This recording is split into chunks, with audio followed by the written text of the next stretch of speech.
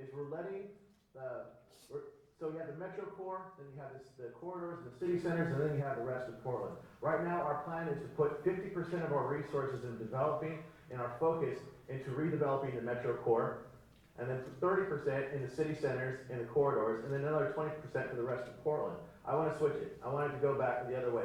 Right now, what we're doing is we're letting desirability drive development, instead of having development drive the desirability. Because half of Portland, we're talking about complete neighborhoods, half of Portland do not live in complete neighborhoods. And you know which half, right? It's out here. If we can start completing the neighborhoods on the outside of Portland and spreading that desirability out, then we wouldn't have these huge rent spikes, because people would actually want to live out in 82nd or in North Portland or in far southeast, because they're great places. Bud Clark said it, that the true treasure of Portland is in the livability of our neighborhoods, but we forgot that. And we went for the short buck instead of the long-term goal. And so I want to change that around. I want to put 50% in the outside of Portland, 30%, and then only 20% in the middle. Why redevelop something that's already developed? I want to do a follow-up on that, because you mentioned East Portland, and how should we be thinking about displacement? Because that's really what's happening. Yeah, when we talk I'm glad about that you asked city that core. too, because we have to put rent stabilization in first. But the state won't let us do that. We just passed inclusionary zoning, that's part of it. And as far as letting it happen, let's make it happen. Because if we don't do that, that's so important, because if we don't do that, all we're doing is kicking people further out. We have to have that in place before we actually start making those neighborhoods good, because same thing will happen to what's already happened in the metro core and in the city centers and the corridors, and they're all leaving. Okay, thank you, Sean Davis. Let's see, I'm going to ask Jules Bailey, tell me, how are you going to make this comprehensive plan work in Portland? It's one of the most important things the next mayor is going to have to do, is to implement the comprehensive plan and to do the kinds of nuts and bolts that are going to provide for more kinds of housing that it calls for. And I've called for having more kinds of duplexes, triplexes, courtyard apartments that are smaller, that are included in our neighborhoods. We need to enact inclusionary zoning now that we have the ability to do it. I suspect it'll get done before I'm mayor, but if not, I will make sure that it gets done so that new developments are devoted 20% to affordability. We also need more housing at the 0 to 30% of median family income level, and I support a bond to do that the Welcome Home Coalition is putting forward. But fundamentally, we also have to make sure that we're protecting people who are in housing right now. I support what the City Club of Portland put forward in their recommendations around protecting renters and seeking from the legislature a change in the law to allow us to debate rent stabilization measures. And I believe that we need to ensure that we're also integrating transportation into the conversation, because we are seeing rent spikes in East Portland. We are seeing rent spikes around the city. And part of that is it's additionally challenging when people have to drive long distances to get where they need to go. We need to make sure that we're integrating housing, land use, and transportation into an affordability strategy in Portland. Thank you. I did want to ask Sarah Ianner on this question as well. How would you deal with the comprehensive plan? Yeah, I just finished my tenure serving as a technical advisor actually on the steering committee for the mixed-use zones and town centers on the comprehensive plan update, where we did look at how are we going to accommodate growth in the city and where we'll go. And Jules is exactly right. We actually need to think about affordability as an ecosystem of housing, good wage jobs, and transportation. That said, we do not have a good citywide strategy nor a region-wide strategy for housing supply. We do not know how much supply we need at every level of the income spectrum, and therefore we cannot determine how much public investment we're going to need at each level. We need to think carefully about how much are we as a city going to invest in public housing, that lowest end of the income spectrum where we're keeping people from tipping into houselessness. What will we do with regard to zoning easements for that missing middle so we can accommodate more housing on existing property and avoid property speculation through things like carbon impact fees, scaled impact fees, and things like that. Also, we need to think about how can we capture value from the luxury construction that's going on in our city through tax increment financing, other tools. Most importantly, in the short term, we need a tourniquet so people are not bleeding out in our city. I've called for an immediate rent freeze temporarily for us to let our market stabilize while more supply comes online, as well as a temporary moratorium on no-cause evictions, which I think is going to be increasingly important while our market stabilizes to actually start realizing those goals in the comprehensive plan over the next 20 years. Okay. Absolutely. Okay, thank you very much. One thing we need to look at is what's causing displacements and what communities are we finding displacements in. When we talk about building a healthy city, we can't just look at one area as being the health of the city. We have 95 neighborhoods and 7 districts. So as mayor, I would look at the cities and the areas that appear not to be so healthy. And then we do an assessment of where we have space at, do an analysis of those areas of the entire city. We can do that and see exactly where we have spaces to build. Assess what's causing displacements. Is it due to death or someone losing funds and someone is under paying them out, cashing them out? You know, elderly, people who can't afford it, pushing them out and increasing everything. People cannot be displaced. They have their roots, and when they are set or placed in another location, they tend to lose so much self-esteem by being rooted in an area where Jenny goes to school, where their faith base is. So the displacement, we need to analyze displacement and being able to keep people in communities of choice rather than assuming that because we build something in another part of the city, they want to go there. Thank you, Deborah Harris. Alex, do you want to do a follow-up? Oh, I was just moving on to another question. Same topic, we're just going to Same topic, but I'll just ask, it deals with affordable housing. How many of you are fans of Senate Bill 1533? Just wondering, sorry. Okay. No, that's not the question. That's not the question. I'll direct it to I'll start with it. Since 1999, Oregon has prohibited enacting mandatory inclusionary policies to create affordable housing. For 17 years, only 2 states in the entire country refused to offer this protection to their local citizens, Oregon and Texas. Senate Bill 1533, which was passed during the last legislative session and was recently signed into law by Governor Kate Brown, was promoted as a solution to this problem. The generally accepted formula for pricing affordable housing units is derived from 60% of the region's annual median wage. Senate Bill 1533's definition of affordable housing is, quote, households with incomes equal to or higher than 80% of the median family income. The median family income for a family of 4 living in Portland during 2015 was approximately $74,000. Applying 80% of the region's median wage for a family of 4 would be equivalent to almost $59,000. This provision enables housing developers a favorable option to appeal to a wealthier citizen. They will have the ability to charge an additional few $100s for rent due to this higher threshold and the initial determination of affordability requirements. This law essentially discriminates against any families making less than $59,000 annually here in Portland.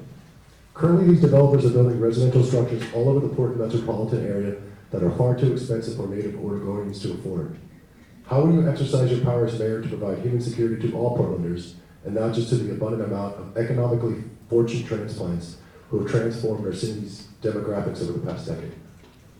That's a great question. And that's actually sort of what I started with this entire campaign before we welcomed most of the other candidates into the race. What I proposed is a fee system. It's a way that the city can offset costs to provide actual affordable housing to that 0 to 30% that Jules talks about. And essentially the way that it works is we restructure the PDC and the Housing Commission so that there's community leaders instead of industry leaders in those tables. And then as mayor, we put people in positions who are willing to back this fee system. That is essentially how it works is when you put up multifamily in Portland, you include actual inclusionary zoning in your futures for the entire life cycle of that building. If you do not, then our permitting fee is the amount of money that it costs us to subsidize those units in that building. I believe that this approach is protected under the Fair Housing Act, especially because of the types of communities that are being displaced from their neighborhoods by our rapid growth. Thank you. This one's directed to Jesse also. Yeah, you want to repeat that for me? I'm talking about. I'll do it real quickly, please. You know what, I'll just answer the one I want to answer. Yeah. The comprehensive plan. The comprehensive plan has been ripped up, thrown away. It was written by corrupt politicians with corrupt people, when even Commissioner Fritz can look at the other commissioners and tell them that it's a corrupt. You know, we're not supposed to build on our bridge abutments. We have rules. You know, we've sold out this city to developers. And I hope you guys look at everybody's org star and see who's taking money from developers. Okay? Because everybody can come up here and tell you what they want you to hear because we're good at that. We do this 2-3 times a week.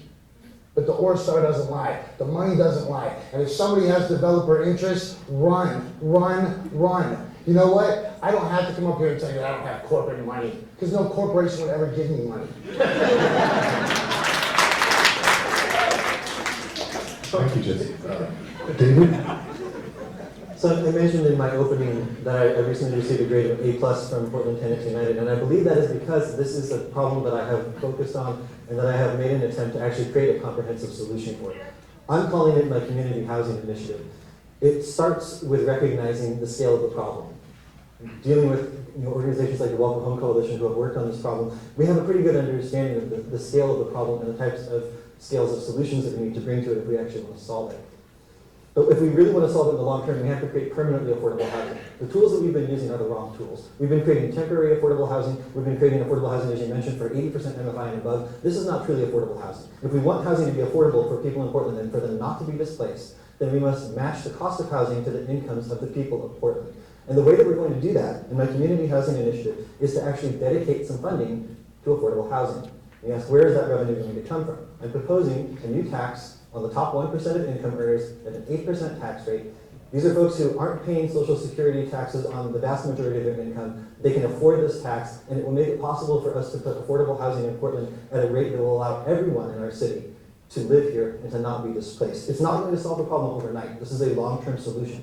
But if we don't start this process now, it's going to become more expensive and more difficult to fix this problem. All right, thank you very much.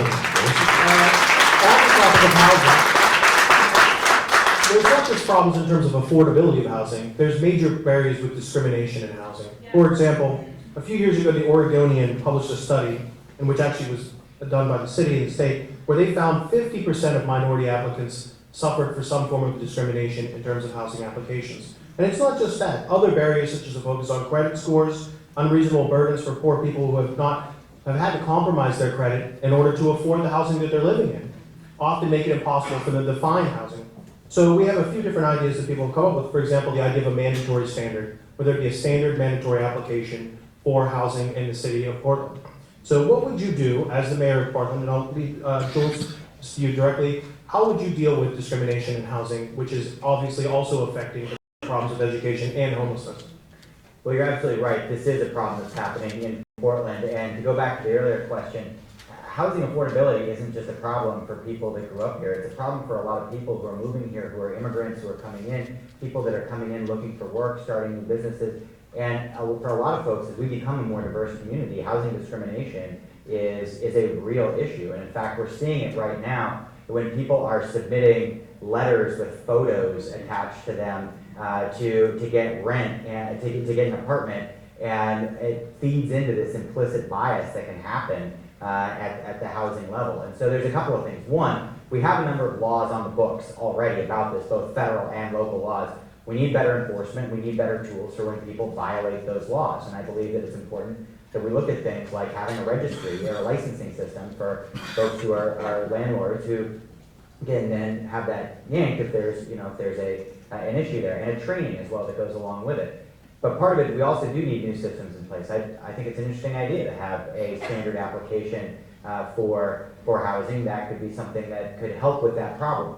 We also need to look at other policies that ensure that we have that training capacity. But fundamentally, we have to enforce the laws on the books, we have to have a mechanism to do it, and we have to ensure that this is a city where people aren't discriminated against. Thank you. Deborah, how would you deal with discrimination in housing? Well, first of all, since this has been an ongoing problem year after year, and we have some of the same people in place, and we have some of the same plans, the way I would deal with it, first of all, it appears that we need to change leadership. We need to change people who are in those positions, because when you are acknowledging and when you see you have the same issue all the time, and people are saying, I applied for this, I discriminate, showing you pictures and everything, and it's going under the desk, it appears that we got the wrong people in place. So first of all, what I would do was I would sort of analyze who I have running these positions in charge. I don't care how long they've been there. If they're not doing the right thing, then they need to get out. They will put someone else in who is going to be fair, who has a heart for the people, who's going to do the right thing, who's going to create equity, inclusion, and be fair about everybody. When we see these issues, they're not going to pretend, close their eyes because I don't see them, because I don't want to lose my job, or someone has rubbed their back, I'm their favorite, and I may lose my job if I do the right thing. So what I would do, would analyze who we have, and if these issues are going, we talk about it. You don't just put them out. Why aren't these things taking place?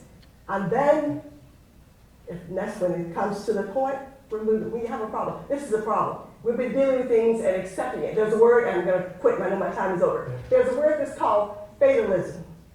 Fatalism means that's just the way it is. But it doesn't have to be the way it is if we change traditions and change habits. Thank you very much. But this is not just a question of the fact, I mean, as is pointed out, Jules, we already have the laws on the books against this. Federally, this is illegal. So is this a question of just enforcement, which is obviously a question of money in part, and perhaps also capability and willingness, but also is it a question of do we need new rules to deal with this? It's a question of priorities. Right now, our housing bureau, our Portland Housing Bureau, whose number one job is to keep people in their houses. Number two is to help renters. Number three is to encourage housing ownership. They only get 2.6% of the budget. That's 2.6% of the budget. I mean, this is our biggest, and we all agree this is our biggest problem. How come we're not putting more money into it? Within the Housing Bureau, they have a team called the Housing Access Retention Team. And they do just what we're talking about. And it's not whether it's the laws, they're just not getting the resources to do this. And if we can actually say, yes, this is a priority in all of this, and it has to come from you, and not just, people running for mayor. We have to get pissed off about this. We have to say, you know what, this is our number one problem. We need to put more of a priority on it. We can do it together, because that's what Portland is about. Thank you very much. Sarah, how would you deal with discrimination in Portland's housing system? Well, first of all, we need to talk about the fact that Portland's just discriminatory writ large in everything. It's not just housing, it's education, it's policing, it's income inequality, it's education. In Portland, we look at cities around the country right now, and federal disinvestment in the social safety net is something that is challenging city leaders and around the globe. I know this from talking with them. We are not alone in this, but we are going to continue to struggle with this as the status quo. They are asking us to do more with less every day. And one of the things that they're asking us to do is work with our private sector, to work with the developers, to work with the corporations, at the same time challenging our communities. You look at our state treasurer right now, we can talk.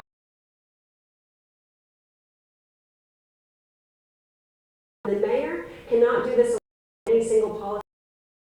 It's about calling out this complete basically of to survive. We're going to fight back with our limited capacity here to create policies that work toward anti-displacement, that work to level the playing field, and that call out what's going on here for what it is, bit by bit. I agree, we do need packages like the standard application single fee, but we actually just need a vision as a city that we care about equity. Thank you very much. And we'll just have two real quick, and then we'll have a break after we get to it. David, how would you deal with discrimination in housing? So we've got some good ideas mentioned here. I think one of the things that I propose is that we actually have a registration system for landlords so we know actually who is renting, and that we actually have some training and education for those landlords in addition to an Office of Tenant Affairs to make sure that tenants understand their rights. I've also proposed that we have just cause eviction standards here, and I think in order to implement that, we need to have that. And I also support the standard unified application to make sure that we aren't asking questions that are going to lead to the types of information that are used for discrimination. If we could limit the amount of information that is included on applications, we can make it much more difficult for people who intend to discriminate to do so. And I think that with the combination of all of those different programs, we can actually eliminate or at least greatly reduce the impact of discrimination on housing availability. Thank you very much. Okay, Jesse, finish this off. How would you deal with, before we go to break and we'll be coming back? Man, you already know what my answer is going to be. Get the corrupt politicians the heck out of office. Get the landlord lobbyist money out of there. Get the home developer money out of there. Quit messing up our tree codes. I mean, all of these problems all can be solved by a change of culture, man. You know, if you're taking money from John DeLorenzo's people, you know, you're not helping the city. Save me 15 seconds to my answer. We're keeping a little time. I am not the town keeper, all right?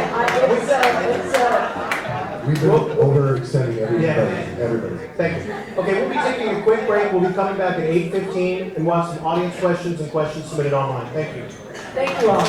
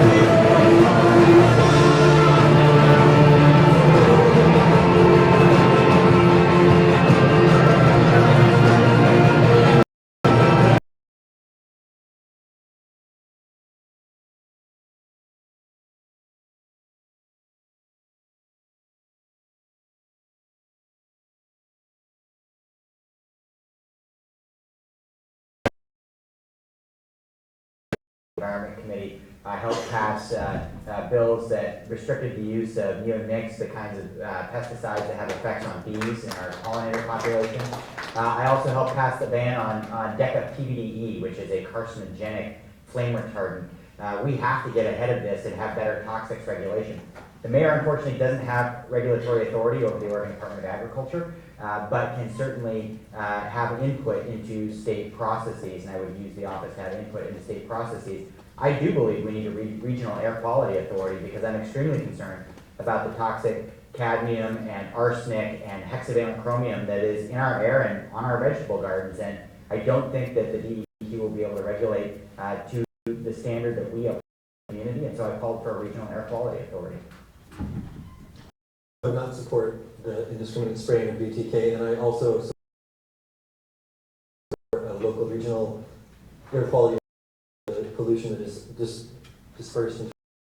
In terms of the BTK in particular, these more natural and labor-based pests instead of these types of chemicals, particularly the aerial spraying of chemicals, is a wasteful way of actually trying to deal with pest problems. So I'd like to see us move more focused and specific actions where it's needed and try to reduce this type of toxin being spread in all of our community.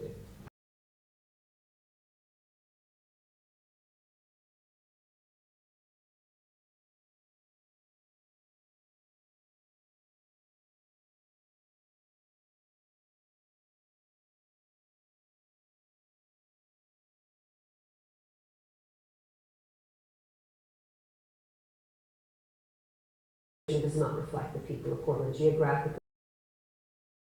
Think about reform on every side, campaign finance, but also thinking about the district. Goes over, so it's a disadvantage to the definitions there. But it does need to be looked at again. Large entities and businesses appear to force feed who the candidates person is the leader, is the person, is the best candidate.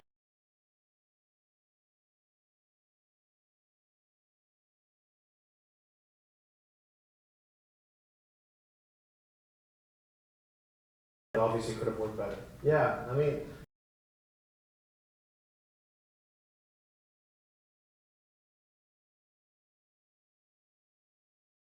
gets 50% plus one vote, and then you pretty much have a lame duck.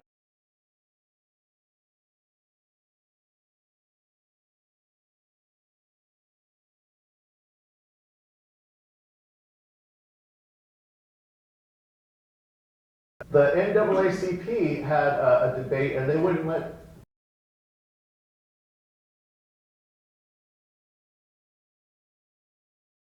It's not poker, it's democracy. I mean, and we had some wins there. I mean, the Oregonian wanted to have a debate between only 2 people in January.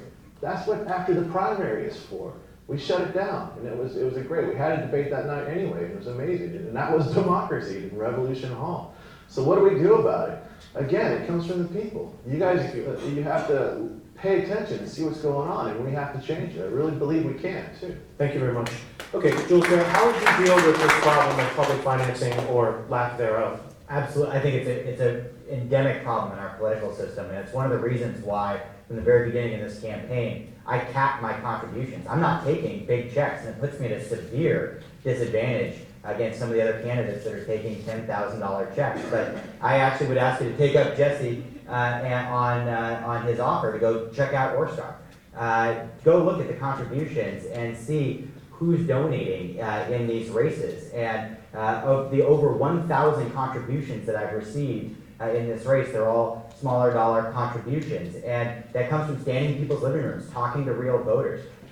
I've been a longtime supporter of public financing. I endorsed the measure last time to continue it. I told Amanda Fritz that I would love to work with her on finding a solution. And how we structure it is going to depend on finding the best, most equitable path forward and the one that can stand up in the courts and stand up with the voters. Yes, thank you very much. Thank you. David, same question. So I'm not going to go into the details of my opponent's Orstar. I trust that you will go there to Orstar and do the research yourself and understand who the donors are that are giving to everyone on the stage who has reported there.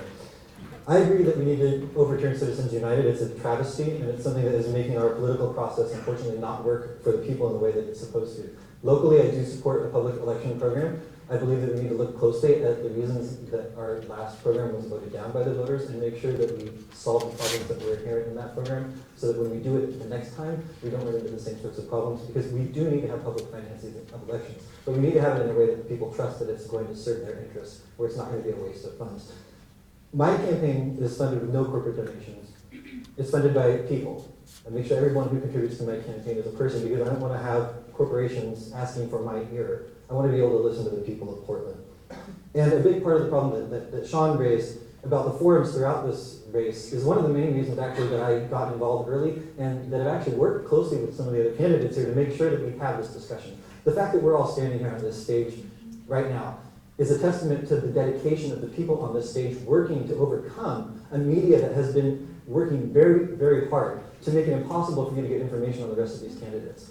The Oregonian worked very hard to try to make their campaign a 2-person debate. They ran 10 articles over the course of winter break trying to reinforce that narrative. And it took a lot of work and a lot of hard work, not just by the people on the stage, but by the people in our community, by real Portlanders fighting to make sure that we could have this discussion. Because we do not want to have only the choice of rich establishment politicians in our city in this day and age. We have seen what that does to our city. We have watched our city struggle through this for decades. The time is now for us to take a stand and elect a mayor for the people of Portland.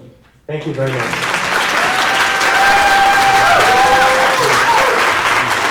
If we can't do it here in Portland, are we just going to give up? Don't give me a change up. Don't give me a change up, because I've been writing for 10 minutes. I think this could be easily solved by putting a cap on how much you're allowed to spend. Maybe $20,000, maybe $25,000. But to think that somebody like Ted Wheeler is going to come in from out of town, riding a nice shiny horse with over $500,000 to trick you people into thinking that he gives a shit about you. He does not.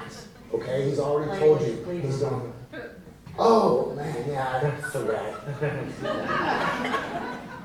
Listen, the way this should be done is with the most resourceful person. If we all had the same amount of money, then you would see. So I've never been the kind of person that can just write a check to make my problems go away. And most of Portland didn't get to go to Wilson or Lincoln.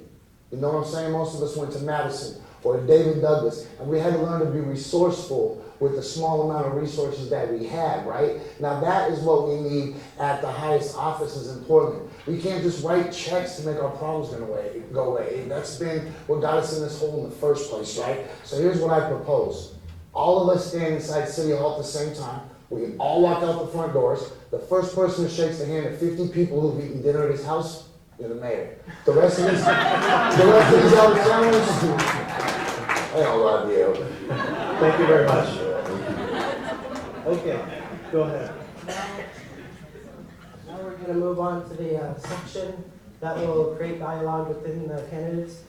In this section, you'll have 10 seconds to ask a question to a specific candidate, and that candidate will have 30 seconds to respond to that question, and we are going to enforce the time limit. Ben, we'll start with you. 10 seconds to ask the question. Of any? Any candidate wants to. All right, I'm gonna take Jules. In your campaign to get the position that you held before running for mayor of Portland, how much money did you take in your campaign, and were there campaign limits on that money? When I ran for Multnomah County Commission, I would have to go back and check Orstar to remember how much that I raised. But when I ran for mayor, I said, this is a position that has to represent all of Portland. And I learned that you have to make sure that when you set a table for the people of Portland, that you don't want people taking up more than one chair at that table.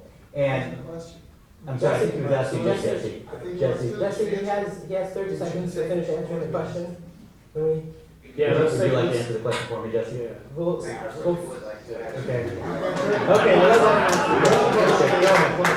we'll let you finish answering the question. Jesse, you're going to wait your turn. We're going to Okay, get sorry. to We'll start with 15 seconds on the clock. I went into this race knowing that it would be a severe disadvantage against a well-financed opponent who's raised over $800,000, more than $500,000 in this race. And I decided to do it in a way that I thought was going to be representative of the people of Portland. And imposing those campaign contribution limits hasn't made this race any easier, but it's made it a campaign for the people of Portland. Okay. Sarah, in around 10 seconds to ask a question to any candidate on stage. Jesse, will you answer that last question as you wanted to, please?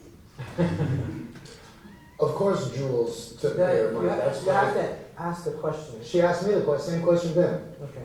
No, I asked him to answer the, you said you wanted to answer the question, so I'm asking if you would please answer the question. Answer Jules' question, do you want to show Jules should answer? Yeah, I'd also like to tell you guys how you get around that fancy $250 limit. You throw house parties where one person writes the check for everybody that's in that party, and then you divvy it up into $250 increments for everybody, and then you write their names down. Don't fall for this stuff. These are old tricks that people do, and that's how they circumvent. You think Jules really thinks that he can win the mayor with just $250 donations from the people that like him?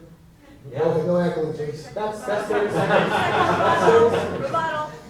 Deborah Harris, you have 10 seconds to ask questions to anyone on stage. Okay, I'll ask Sarah. Sarah, I know you don't work for Mayor Hales, but you and Mayor Hales' wife have a business together. What influence would he have if you became mayor with you? And definitely, not saying that you worked for him, but when you work with someone. That's 10 seconds.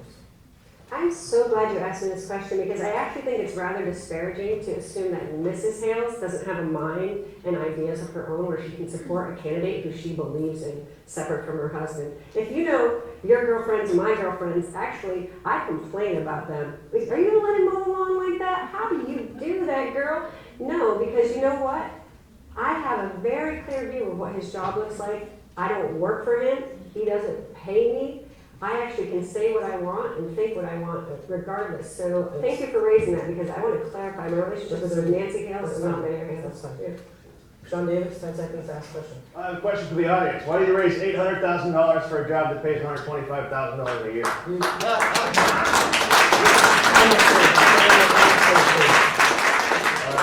Sarah, why is the runoff so important? Why is a runoff so important? Why do you raise $800,000 for a job that pays $130,000 a year? I think we need to ask ask ourselves why someone with state level expertise and connections wants to come to City of Portland at such a critical time when we actually have issues that matter to the lives of Portlanders, things that are happening in the streets of Portlanders, and we need to understand that the solutions are going to be Portland-based solutions. It's not going to be running to the legislature for answers. We need to work on things here, and we need a leader who understands Portland at the Portland level. Thanks, Sean, for asking that question.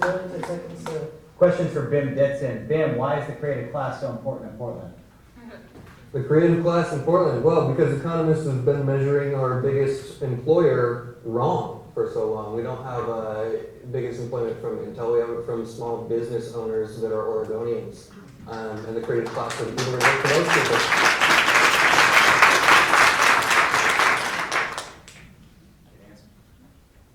David Short, 10 seconds to ask a question. So I'd like to ask Sarah what she was talking about when we were down at the Forster runoff, and she was discussing the secret handshakes that she knows that will help her in City Hall. Yes, 30 seconds. I'd be happy to. Actually, we can't have a mayor who doesn't understand how city politics works. There's a reason that people have access to power. And when I'm talking about what we need to do to get people ladders of opportunity out, it's actually knowing secret handshakes that get people access to what they need. How do you learn to fill out a college application? There's a talk about that. How do you learn to do well in a job interview? You need to know what employers are expecting. If you don't have mentors and people who help you understand what those codes are, you get left behind. We need a mayor who understands why. That's done.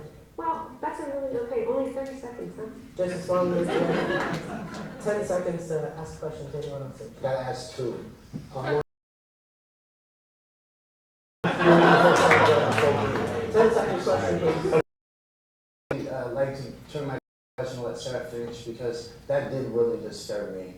And honestly, it seemed like you slipped up because you covered yourself really quickly after that. So I'd like to give you my thought. Yeah, That was please. a follow-up question. 30 seconds. I appreciate that. And so maybe, perhaps my choice of language was not the best, but the point is this: we need someone who is understanding what happens at City Hall without being beholden to the large interests that now are currently shaping it. What does it mean to know what does the relationship between the commissioners look like? What does it mean when you actually have to build a public-private partnership to build a bridge? You have to understand, what does TriMet want? What does the state of Oregon want? What do the people need there? What does the private sector need to make those investments? You think we're going to be able to build the affordable housing we need in the city without incentivizing across all sectors? But you need someone who has integrity and community relations to be able to build those networks without being beholden to the big interests.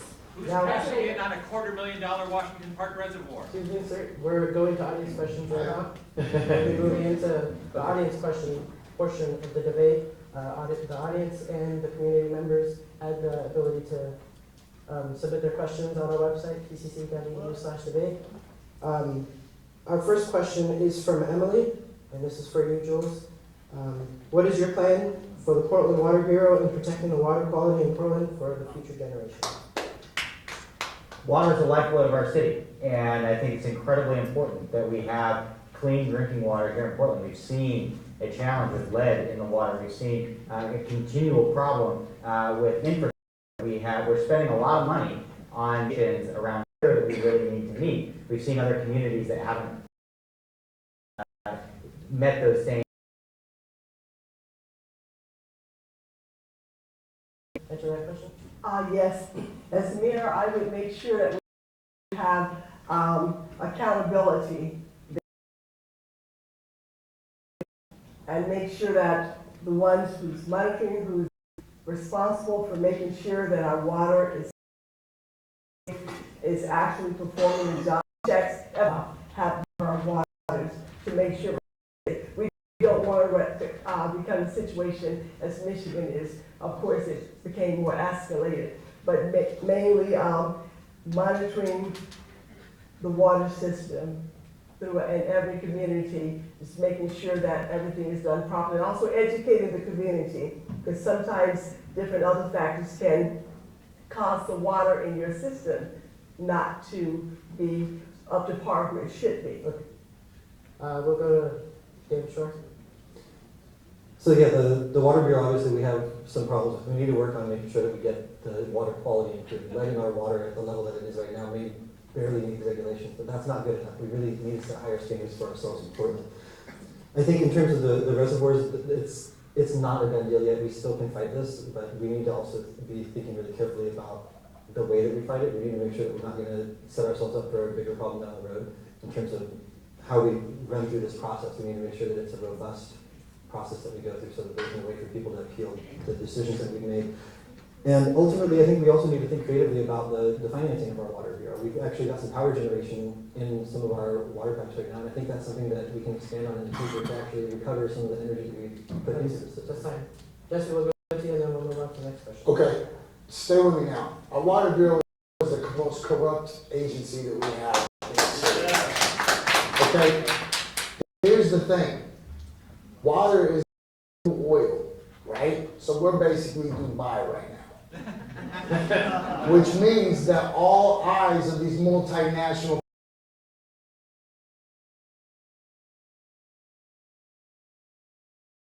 water across the entire West Coast. They had to sell it to cover the bonds. We're over $1 billion.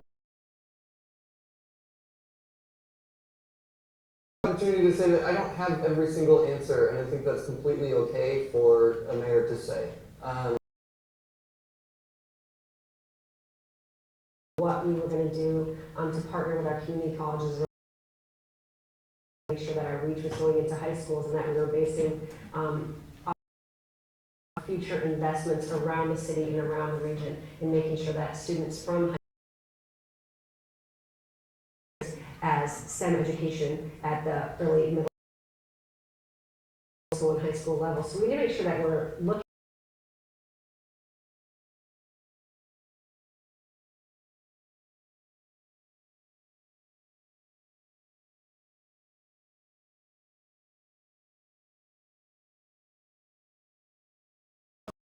elementary school. So right now, I mean, what's it is Department of Education.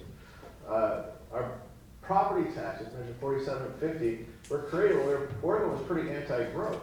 And so right now, our property taxes can only go up 3% a year.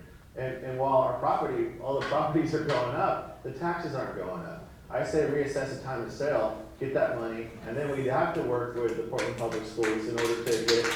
Also, make sure that the tax, or the art tax is going to where it's supposed to be going. Right now, we have a tendency to redirect money. Make sure it goes to the schools, because not only do we need technology, we need art in the schools. We have to have art and music. Industrial pollutions in Portland, from the toxic paint fumes, from close to home. I don't know actually how much exposure I've had. I haven't had a chance to be tested. I've been kind of busy campaigning. But the reality is that there are people in my community, in my neighborhood, who have been severely impacted by heavy metal exposure.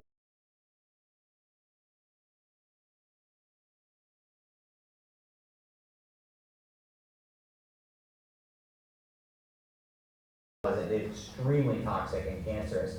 And one of the primary sources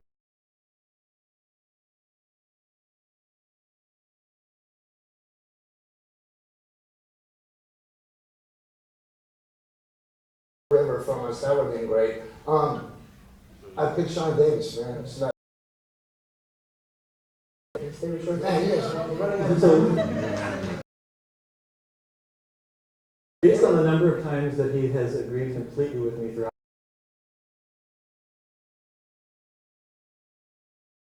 I have to pick Ben Gibson as my VP.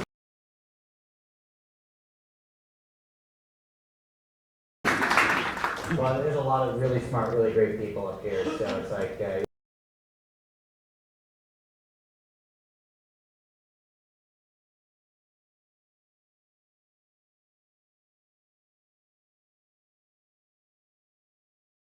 Yeah, I'd have to go with the bro. Personally, I with Ted Wheeler, because in my forums with times a person has, when you have a heart, that's what pulls me. Sarah? I was almost going to pick you, Deborah. It's okay. Yeah, there's it's so hard to choose. I don't want to choose because each person brings something so important to this race. And I think it does a disservice to each of them to pick one over the other. I like what every single person on this stage is talking about right now. And I'm actually going to not talk about that, but can I talk about diesel? The impacts and how we're going to level the playing field for women and minority contractors in that diesel plant. And we have to be very careful. We'll go on to then talk about how we need trees to filter all that diesel. What about doing your trees that has exemptions for building? Yeah, one minute. You want to put it in there, Jim? You should have just said. Yeah, David, sure.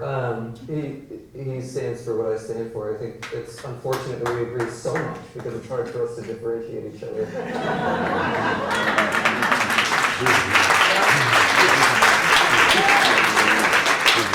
I'm going to pass it off to Christine to do the conclusions. Well, we would like to thank all of you for coming tonight.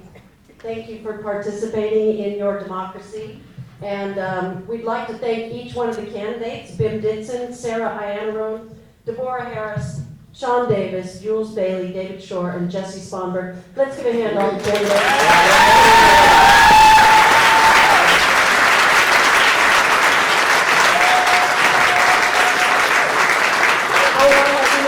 That we give a great thanks to Hassan Ali, who put this all together.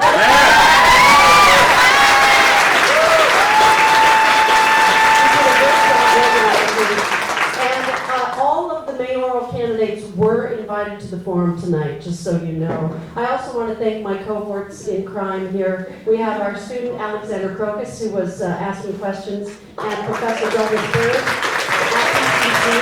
Thank you so much. We'd like to thank the Associated Students of Portland Community College for putting this on, and thank all of you for coming out tonight.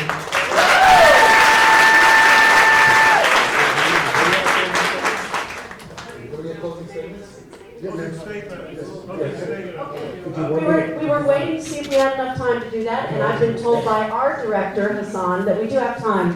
So we're going to give each mayoral candidate 1 minute to close. And no, he always gets put on the spot by going first. No, hey, Jesse, you've had plenty of time to control this debate. So Bim always gets picked on first. I'm going to give him some time to think about what he wants to say. So you can go first. Yeah.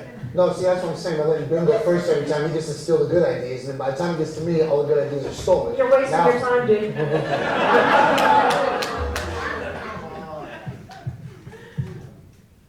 So, this election is not going to come down to who can come here and impress you with the best policy. This election, the political climate, and the strife in this world, and the fact that when you look outside, it's so depressing and so scary out there on the streets of Portland. This doesn't come down to qualifications or experience. This comes down to trust. And my name is Jesse Sponberg, and you can trust me.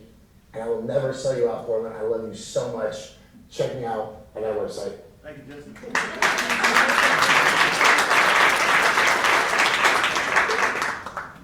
So as you know by now, I'm David Shore, and as you also know by now, my primary platform for this race is about solving our housing crisis. This is the biggest problem in our city. It's going to tear our city apart if we don't do something about it now. My plan is the only plan that will bring dedicated revenue to this problem that will actually solve it. We have seen the types of plans that our career politicians have created over the last series of decades, and they have all failed. We have not solved this problem. It's only getting worse. We need to try a new approach. We need to abandon some of the wrong tools that we've been using and try something new. We need to try actually creating community-owned housing that's permanently affordable, managed by tenants, where people will actually want to live in inclusive neighborhoods all over our city. This is something that we can do, but we have to make the choice to do it now. If we wait, we will not have the opportunity again to prevent the displacement of our friends and neighbors from this community. Portland is a special place. It's not just the geography. The biggest part of what makes this city special are the people. It's the community. It's the relationships that we built with each other in the city that we have built together. But if we don't stand together now to protect what we have built, it will no longer be a city where all of us can live. It will become a city where only the folks who have the financial means can actually enjoy the amenities that Portland has to offer. That is not the future that we want, and this is our chance to make sure that that's not the future we will be living in. Thank you.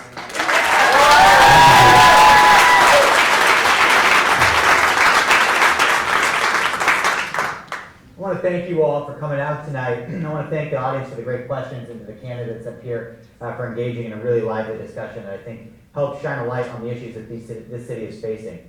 The fact is, we're at a crisis. We're at a turning point. We're moving from what's historically been a big small town that's affordable to a lot of families to a big global city. It's not. Not more than 10 years ago, I rented an apartment on Division for $500 a month for a good apartment. That's not possible in this city anymore. Too many people are being forced out. We have a city that's not working for everyone.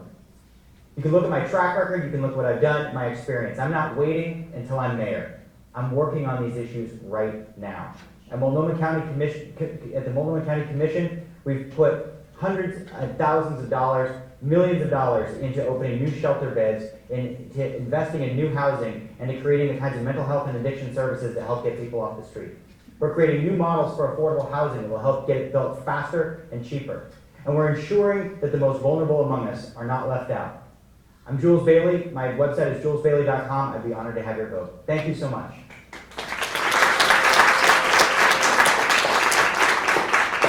I thank you so much. This has been the best debate that we've had. We actually had an intermission and you guys got to ask questions. It was amazing. I want to talk about what Bud Clark said. You guys remember Bud Clark? First thing I did when I was going to run for this, I asked him, hey, can I come talk to you? He came to me. He went to Post 134 and he signed up as a member because he was a Marine. And we spoke for a long time. He doesn't endorse, he's old. But what he said back and forth in 85, where he says the true treasure of Portland is in the livability of its neighborhoods. He also said if we hold on to 3 priorities, family, business, and community, that Portland will remain to be the best place to live on earth. But we haven't held on to those priorities.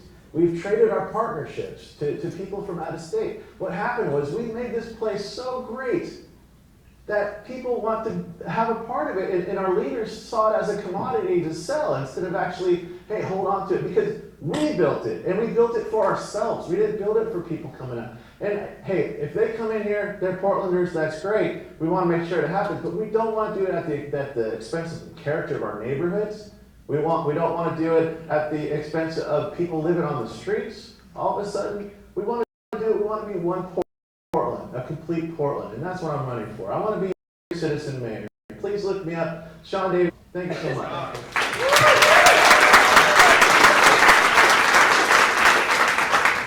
I'll take those applause too.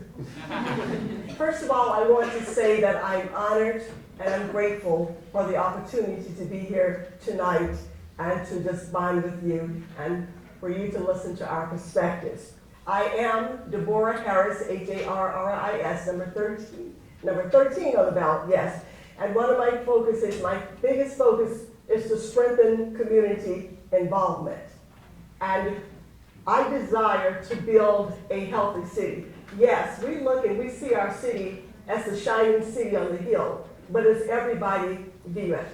I want to make the city glow, and I want it to have a splendor so that the mom who doesn't have a roof over her head, the child who doesn't have anything to eat, the person who's on the street looking for a place to sleep night after night, for those who are displaced, those who have issues and they've gone to leadership and to government over and over again, and if everybody doesn't see it. Some of us do, but those who don't, give